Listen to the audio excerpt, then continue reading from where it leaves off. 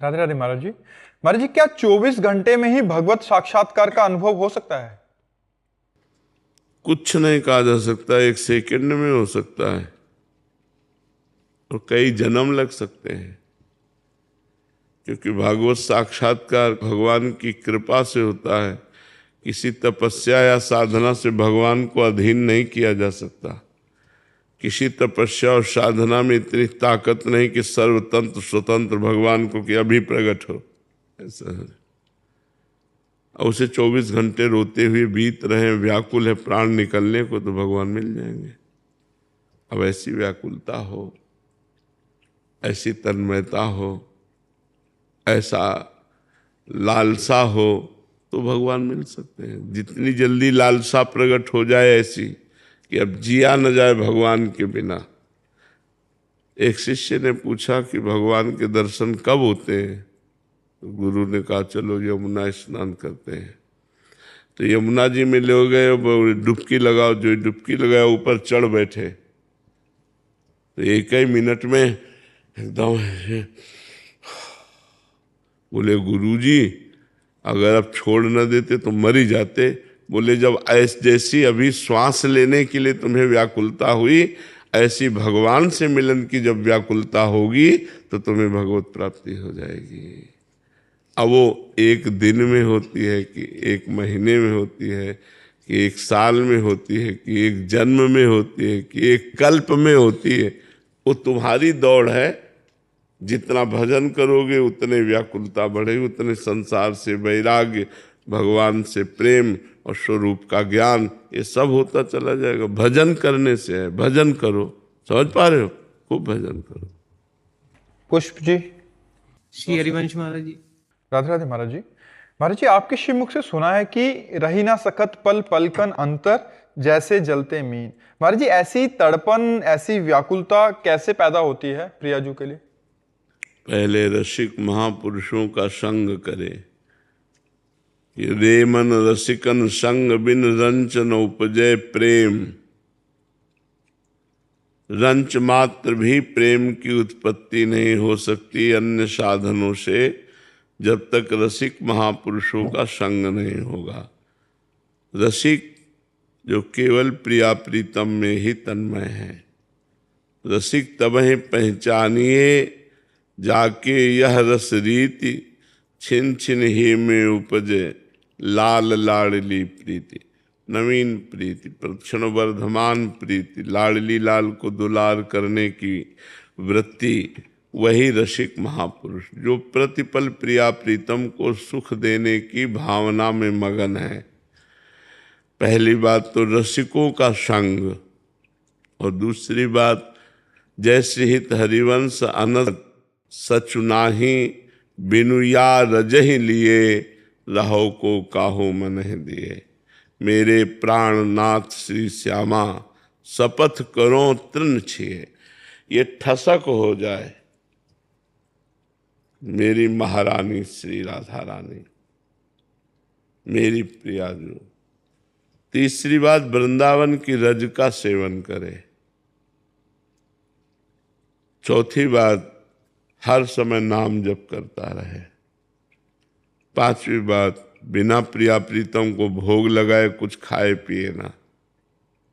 छठवीं बात, रोज चरणामृत का पान करे। अगर हम ये नियम धारण कर ले और ये लंबे समय तक नियम चले तो हमारे हृदय में प्रेम प्रकाशित हो जाए। ये जो हम साधन बता रहे पहले उसे करो। रसिकों का संग बताया, जो ये 6 बातें बताए, इनको जीवन में उतारो, फिर अपने आप सब हो जाएगा। धैर्य पूर्वक जो कहा जाए वैसे चलो जी। सार्थक जी, गाजियाबाद। राधे राधे गुरु जी। राधे राधे महाराज जी। महाराज जी, हम कैसे पहचाने कि हमारी भक्ति सच्ची है या बस मन और अहंकार को अच्छा महसूस कराने का? जब हम हर समय दुख में, सुख में, लाभ में, हानि में, जय में, पराजय में, चलते फिरते, उठते बैठते, खाते पीते, सोते जागते, हर समय भगवान का मधुर मधुर स्मरण होने लगे, प्रियालाल का स्मरण होने लगे, तो जानना चाहिए हमारी भक्ति बढ़ी है। और जब केवल पूजा पाठ किया थोड़ी देर, इसके बाद मनोरंजन संसार का चिंतन, उसी में हम फंसे हुए हैं, वो भक्ति नहीं है, उसका कोई विशेष महत्व नहीं है। महत्व है चलते फिरते, उठते बैठते, खाते पीते, सोते जागते, हर श्वास में इष्ट देव का स्मरण करना। यदि भगवत स्मृति बढ़ रही है तो आपकी भक्ति ठीक है, और यदि भगवत स्मृति नहीं बढ़ रही तो भक्ति में कहीं दोष है, उसको छोड़ दो। जो आप दोष, कोई गलत आचरण, गलत चिंतन, गलत देखना, गलत सुनना, गलत बोलना, गलत खाना, इनको छोड़िए। अगर इनको छोड़ दोगे तो आपकी भक्ति बढ़ेगी, और उस बढ़ने का फल है सब साधन कर यह फल सुंदर, प्रभुपद पंकज प्रीति निरंतर। अपने प्रभु के चरणों में निरंतर प्रीति बढ़े, यही समस्त साधना का फल है। और प्रीति का स्वरूप है स्मरण। जितना स्मरण करोगे उतना ही प्रेम बढ़ेगा, खूब भगवत स्मृति बढ़े, यही भक्ति का लक्षण है कि शुद्ध भक्ति हमारे हृदय में है। सुरेंद्र लोधी जी। राधे राधे। राधे राधे महाराज जी। महाराज जी, आप पूछना चाह रहे हैं कि न्याय करने के समय न्यायाधीश की मूल शर्त ज्ञान और चेतना है, तो फिर ये क्यों देखा जाता है कि जब भगवान के द्वारा दंड विधान होता है तब हमें कुछ याद नहीं रहता, बट हमें उस कर्म का फल मिलता है जो हमें याद ही नहीं है? तो महाराज जी याद न रहे तो क्या कर्म तुम्हें दंड नहीं देगा? तुम किसी का कर्जा लिए हो और तुम भूल जाओ तो तुम्हारी गलती है। तुम्हारी याद तो बहुत कमजोर है। 9 महीने माँ के गर्भ में रहे, याद है? 9 सेकंड की भी याद है, और इसी जन्म में तो रहे, माँ के गर्भ में रहे कि नहीं रहे? तो अपनी याद तो बहुत कमजोर याद है। हो तो तुम ही, शरीर बदल गया। अब पूर्व में कर्म तुमने जो किए हैं वो तुम्हें दंड तो भोगना ही पड़ेगा। जैसे 10 वर्ष मुकदमा चलता है, आप भूल जाओ कि कत्ल किया था, लेकिन आपको जो सजा है, आजीवन सजा, फांसी की सजा, वो तो मिलेगी ना। अब कह दो हम भूल गए तो हमको क्यों सजा मिलती है? भूल गए तो तुम्हारी गलती है, तुम्हारी कमी है। नहीं, तुमने जो जो अपराध किए हैं या जो जो अच्छे कर्म किए हैं उनका फल आपको मिलेगा। अच्छा, शरीर बदल जाते हैं। शरीर माने पोशाक। तो आप पहले जब कत्ल किए तो धोती कुर्ता पहन के किए थे, लेकिन अब जब आप मुकदमा लड़ रहे हैं तो आप पैंट शर्ट से लड़ रहे हैं, तो आपको सजा नहीं होगी क्या? सजा तो होगी ना। तो जैसे आप पूर्व जन्म में स्त्री थे या पुरुष थे या क्या थे, आपने पाप किया, अब इस जन्म में आप पुरुष स्वरूप में बालक हैं अभी, तो आपको भयंकर दंड मिला। तो अवस्था थोड़ी देखता है, कानून अवस्था नहीं देखता। जो भागवतिक कानून है वो अवस्था, वो गर्भ में भी दंड दे देगा। गर्भ ही नष्ट हो गया, वो तो दंड विधान कर्म के अनुसार जो आएगा। तो ये थोड़ी देखा जाता है कि बालक बूढ़ा जवान, ये तो कपड़ा है बाहरी, बालक बूढ़ा जवान। जीवात्मा तो पुरातन है ना, भगवान का अंश है ना, और वही गलती करवा रहा तो उसी को भोगना पड़ता है। समझ पा रहे हो आप? तो हमारी स्मृति तो बहुत थोड़ी है, हम इसी जन्म की बातें भूल। परसों क्या खाया था 12 बजे दोपहर के? हमारी तो स्मृति बहुत छोटी है, नहीं है? कि अगर हम अचानक पूछे, हम ही से पूछ लो ना कि आपने परसों दोपहर के क्या पाया था, सोचना पड़ेगा। परसों की बात, जबकि हमने खाया है, सोचना पड़ेगा हमें। तो फिर हमारी सोच तो बहुत कमजोर सोच है। हम अपनी सोच के अनुसार न्याय कैसे मांग सकते हैं? हमने जो जो किया जन्म जन्मांतरों में, अवश्य में वो भोक्तव्यम कृतम कर्म शुभाशुभम, हमको शुभ अशुभ कर्म भोगने पड़ते हैं। कुछ माफ भी हो जाते हैं क्या महाराज जी? हाँ, भजन करने से माफ हो जाते हैं।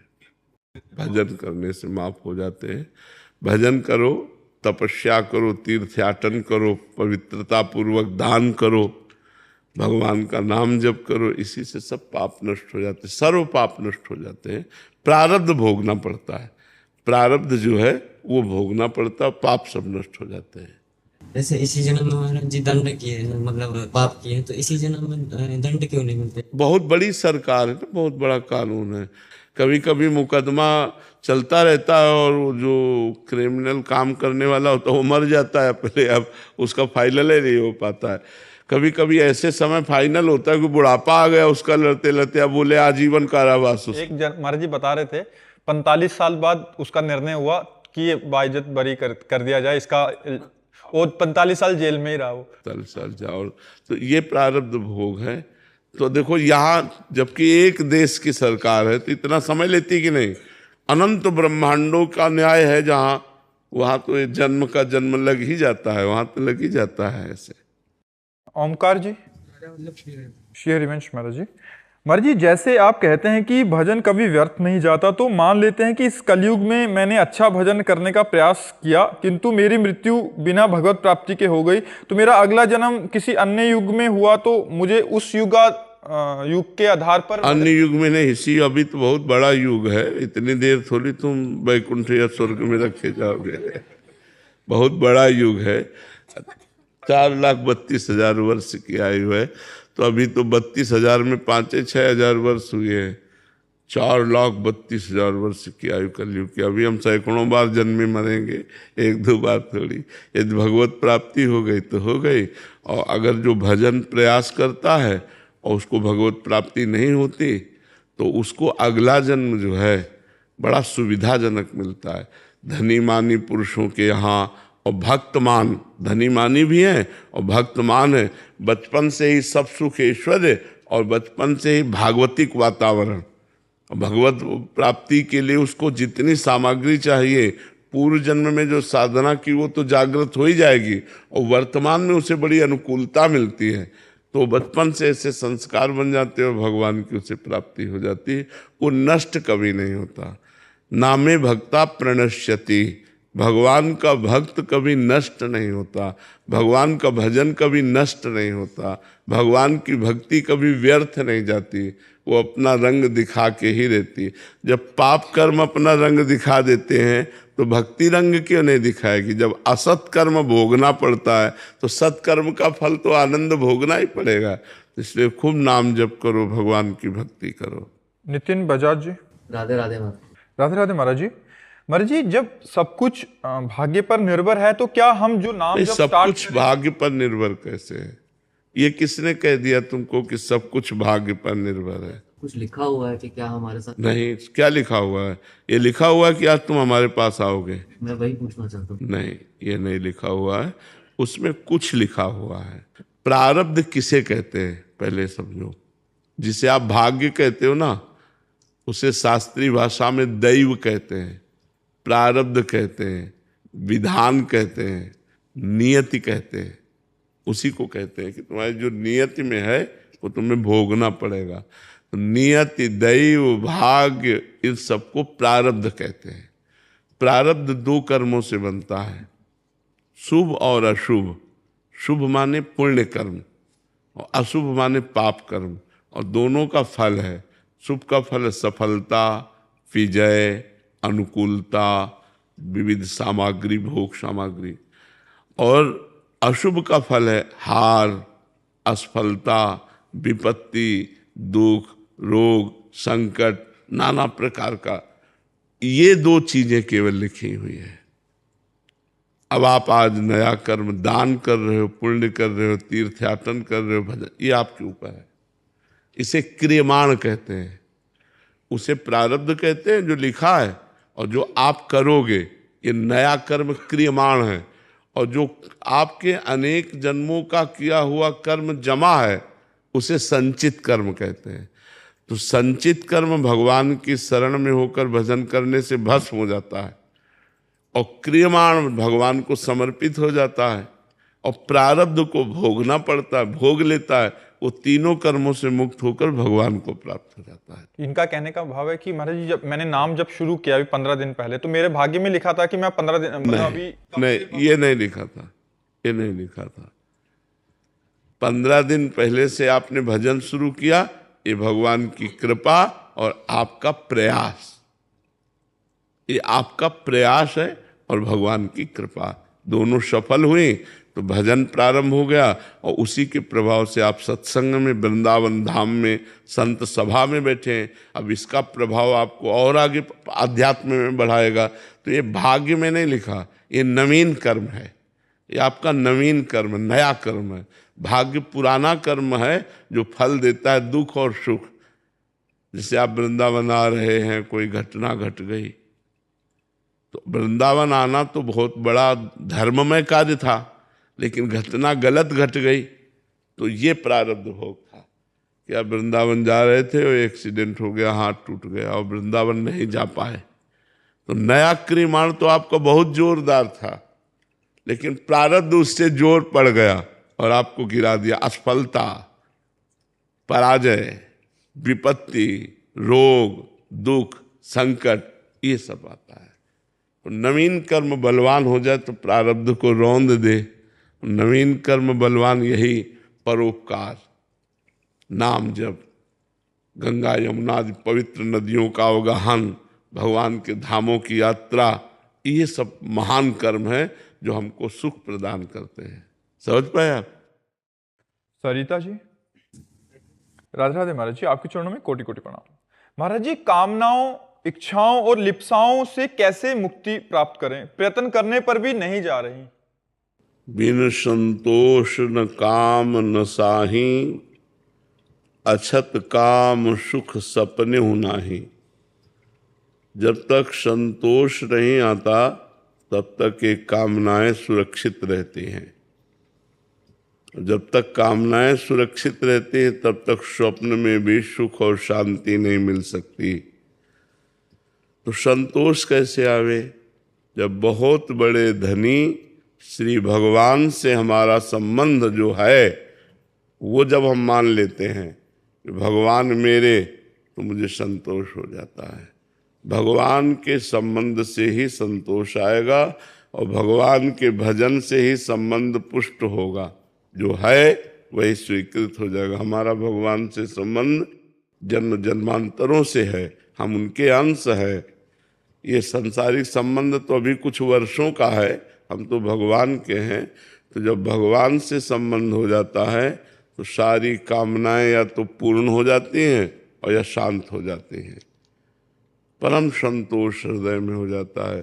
देखो, भगवान से जरा सा लगाव हुआ कि बड़े बड़े राजपाट वैभव छोड़ दिए लोगों ने। तो हम जो सुख चाहते हैं वो भगवान से संबंध रखने वाले छोड़ देते हैं। इसका मतलब बिना भगवान से संबंध स्वीकार किए इस माया की कामनाओं से हम निवृत्त नहीं हो सकते। और कामनाएं कभी पूर्ण नहीं हो सकती। एक कामना के बाद दूसरी कामना, एक दूसरी कामना के बाद तीसरी, ये चक्र चलता रहता है। तो हम भगवान का नाम जप करें, भगवान की महिमा सुने, लीला कथा सुने, भगवान को अपना माने। इन्हीं के बल से हमारी कामनाएं शांत हो जाएंगी। भगवान बड़े कृपालु हैं, भगवान सबके स्वामी हैं, भगवान सब कुछ हैं। उन्हीं की कृपा से हमारी कामनाएं शांत होंगी। तो भगवान की शरण में होकर भगवान का नाम जप करो। किसका प्रश्न है? समझ पाए आप? तभी सब कामनाएं और जितनी वासनाएं, लिप्साएं, ये सब शांत हो जाएं। जब हम नाम जप करते हैं तो हमारी छुपी हुई मन की वासनाएं बाहर निकलती हैं और भस्म हो जाती हैं। जब नाम जप करते हैं इतना आनंद आता है कि और कोई कामना ही नहीं रह जाती। इसलिए हम भगवान की शरण में होकर नाम जप करें तो सारी कामनाएं, वासनाएं, लिप्साएं सब शांत हो जाएंगी। चिंता न करो, चिंतन करो, भगवान का चिंतन करो। नादिया जी, कजाकिस्तान से। राधे राधे महाराज जी। महाराज जी, मेरा प्रश्न है कि कैसे आत्मा की आवाज सुने और खुद पर आत्मविश्वास करें? असल बात, आत्मा की आवाज किसी और की आवाज थोड़ी है। आप आत्मा की आवाज सुने तो आत्मा और हो गई, आप और हो गए, ऐसी बात नहीं है। वो आपकी ही आवाज है, आप ही आत्मस्वरूप है। तो जब तक देह भाव रहता है तब तक मन की आवाज सुनी जाती है, अपनी आवाज नहीं। अपने हृदय से जो बात आती है गलत है मत करो, अब धीरे से एक बार आती है, गलत है मत करो। बस हमको अनुसुनी जहाँ किए ता मन जोर पड़, करो करो, बड़ा सुख मिलेगा, आनंद मिलेगा, ऐसा वैसा प्रलोभन।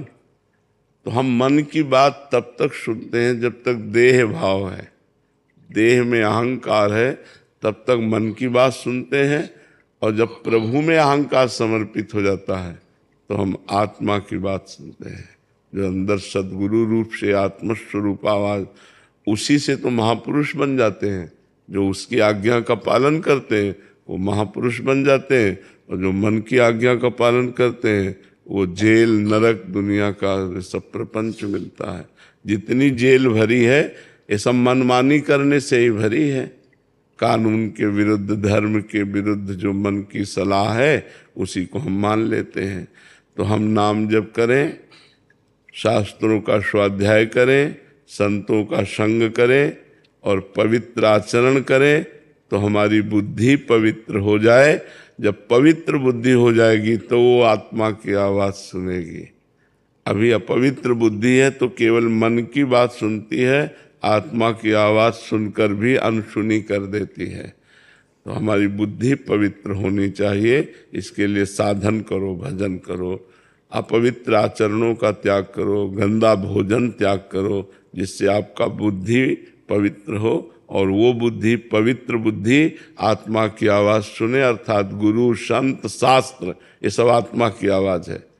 गुरुजनों की वाणी, संतों की वाणी, शास्त्र की वाणी, ये सब आत्मा आवाज़ है। अगर इसको मान लिया तो आपका परम कल्याण हो जाएगा, परम मंगल हो जाएगा। सुनील शर्मा जी, राधा वल्लभ से श्री हरिवंश महाराज जी। महाराज जी, जब भीष्म पितामह जी बाणों की शैया पर थे तब श्री कृष्ण भगवान से बोले कि मेरी बुद्धि अभी तक कुंवारी है, आप इसका वर्णन करें। तो कुंवारी बुद्धि का महाराज जी क्या आशय है? जैसे हमारी बुद्धि वर्ण कर लेती है किसी भोग को, किसी व्यक्ति को, किसी वस्तु को, किसी स्थान को। भीष्म जी की बुद्धि ने न किसी भोग का वर्णन किया, न किसी वस्तु का वर्णन किया, न स्थान का। जैसे हस्तिनापुर के चक्रवर्ती सम्राट पद के अधिकारी भीष्म जी थे, स्वतंत्र, निर्विरोध, लेकिन अपने पिता की सुख की कामना को पूर्ण करने के लिए सत्यवती जी को ये वचन दे करके लाए कि मैं कभी सिंहासन पर बैठूंगा ही नहीं, बैठूंगा ही नहीं, जो बैठेगा उसकी रक्षा भी करूंगा। तो बोले आप सिंहासन पर नहीं बैठोगे तो आपके पुत्र बैठ जाएंगे। निषाद राज बोला। तो भीष्म जी ने कहा मैं संकल्प लेता हूं आजीवन ब्रह्मचारी रहूंगा। तो न पद, न कोई भोग, न कोई वस्तु, न कोई स्थान। कह रहे हे श्री कृष्ण, मेरी बुद्धि अब तक कुंवारी रही है, अब आप इसका वर्णन कर लीजिए। ऐसा कोई बिरला ही बोल सकता है, सबको बोलने का अधिकार नहीं, क्योंकि हमारी बुद्धि बेविचारणी है। नहीं, आज इसका वर्णन, कल उसका वर्णन, कल वो भोग, परसों वो भोग, नरसों वो व्यक्ति था, तो ये चल रहा है ना। ये बेविचारणी बुद्धि है, उनकी अव्यभिचारणी ब्रह्मचारणी बुद्धि है। कभी किसी पद, कभी किसी भोग, कभी किसी सुख को स्वीकार ही नहीं किया। आजीवन परोपकार में पिता, सिंहासन, समाज, सबकी सेवा में व्यतीत कर दिया। वो महापुरुष कह रहे हैं कि आज तक मेरी बुद्धि कुंवारी रही, किसी का वर्णन नहीं किया। हे श्री कृष्ण, अब आप इसको स्वीकार कीजिए। समझ में आया बात जी? न्यायाधीश राजेंद्र कुमार वर्मा जी। राधे राधे महाराज जी। महाराज जी, क्या भगवान की प्राप्ति हेतु केवल नाम जप ही या जप तप ही एकमात्र मार्ग है? बिल्कुल बिल्कुल। कलयुग केवल नाम धारा, सुमिर सुमिर नर उतरहि पारा। कृतयुगम ध्यायते विष्णुम, त्रेतायाम यजते मखई, द्वापरई परिचर्यायाम कलो तद्धर कीर्तनाथ। सतयुग में भगवान को ध्यान के द्वारा प्राप्त किया जाता था, ध्यान योग के द्वारा। त्रेता में भगवान को यज्ञ प्रधान साधनाओं के द्वारा प्राप्त किया जाता था। द्वापर में पूजा प्रधान और कलयुग में नाम प्रधान। युग धर्म का प्रभाव है ना। अब जैसे आप यज्ञ करना चाहें तो यज्ञ में कुंतलों घी लगता है। अब बोलो शुद्ध घी कुंतलों कहाँ आएगा? पहले यज्ञ को नष्ट करने के लिए राक्षस चर्बी आदि, मांस आदि अभक्ष्य पदार्थ फेंक देते थे यज्ञ कुंड में, तो यज्ञ नष्ट हो जाता था। अब चर्बी का ही घी बनता है तो यज्ञ कैसे होगा? नहीं, आप विचार करके देखो।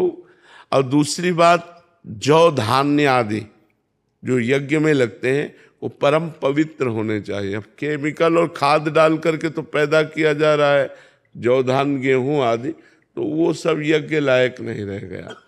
और तीसरी बात, त्रिकाल संध्या करने वाले विद्वान ब्राह्मण, पवित्र ब्रह्म ऋषि होंगे, अब बहुत त्रिकाल संध्या करने वाले होंगे, भारत भूमि है, बहुत कम ऐसे हैं जो त्रिकाल संध्या करते हो। नहीं, प्रायः संध्या वंदन सब भूल गए लोग। 9 बजे तक सो के उठते हैं तो संध्या क्या करेंगे? संध्या करने के लिए तो 4 बजे उठना पड़ेगा सुबह, शौच स्नान करके, व्यायाम करके, प्राणायाम करके, सूर्य अर्घ देकर गायत्री जपते हुए। तो वो शाम टाइम लोग, अब तो बहुत ही धर्म का लोप सा हो रहा है। मातृ देवो भव, पितृ देवो भव, अतिथि देवो भव, ये सब शास्त्रों में लिखा रह गया। माता पिता से असभ्य व्यवहार करते हैं, अतिथि का आदर नहीं करते हैं। तो कलयुग में केवल भगवान का नाम ही रह गया। ध्यान आंख मूंदो तो अंधेरा दिखाई देता है।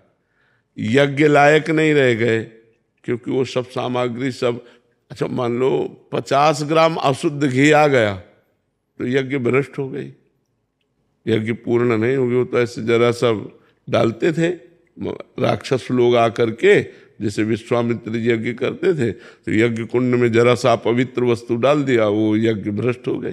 तभी तो राम लखन जी को रक्षा के लिए ले गए थे कि हमारे यज्ञ की रक्षा कीजिए। जब जब हम यज्ञ करते हैं तब तक वो हड्डी मांस या कुछ ऐसा डाल देते हैं जिससे हमारी यज्ञ जो है वो नष्ट हो जाती है, तो आप कृपा करके यज्ञ पूर्ण कर दें।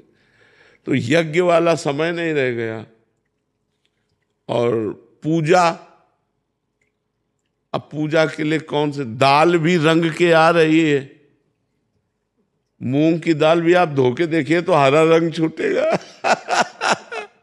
मतलब कोई फल ऐसा नहीं जो केमिकल से पोषित ना हो रहा हो, केमिकल से पोषित। तो पूजा का भी डामाडोल है, पूजा से भी भगवत प्राप्ति। अब एक रह गया जो निर्विकार है और निर्विकार कर देगा, राधा राधा, राम राम, कृष्ण कृष्ण, हरि हरि। इसमें न पैसा लगता है और न मिलावट है, परम शुद्ध सच्चिदानंद भगवान का नाम। और ये नहीं कि केवल कलयुग में ही, चहुजुग चहुश्रुति नाम प्रभाव, चहुजुग चहुश्रुति, चारों वेदों में और चारों युगों में, चहुजुग चहुश्रुति नाम प्रभाव, लोकहु वेद न अनुपाओ। लोक और वेद में और उपाय नहीं, सबसे श्रेष्ठ भगवत प्राप्ति का उपाय भगवत नाम है।